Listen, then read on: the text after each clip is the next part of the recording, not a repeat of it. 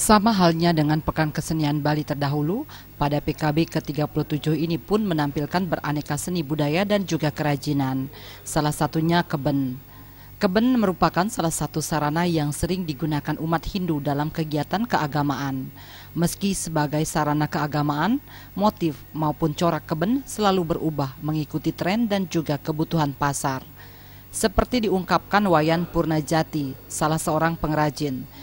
Tempat ia bekerja sengaja membuat desain keben terbaru. Hal ini dilakukan untuk menarik minat pembeli yang selalu mencari hal baru. Keben jenis baru yang telah dipersiapkan yakni keben fiber. Keben yang terbuat dari fiber ini dilengkapi dengan kait Singapura yang dipadu-padankan dengan ukiran cantik. Satu keben dijual dengan harga Rp185.000.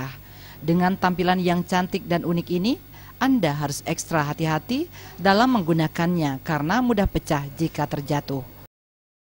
Ada yang ditempel-tempel pakai kain Singapura nih ke. Harganya sekarang udah lebih murah daripada yang dulu. Kenapa? Karena sekarang kan penjualnya udah banyak. Udah itu gininya juga model barangnya biarpun baru-baru tapi penjualnya banyak gitu. Persaingan harganya itu. Selain keben fiber juga ditawarkan keben mote dengan harga bervariasi tergantung ukurannya, mulai dari Rp35.000 hingga Rp75.000. Ada juga keben berbahan rotan dengan harga Rp15.000 untuk ukuran tanggung dan Rp190.000 untuk ukuran besar.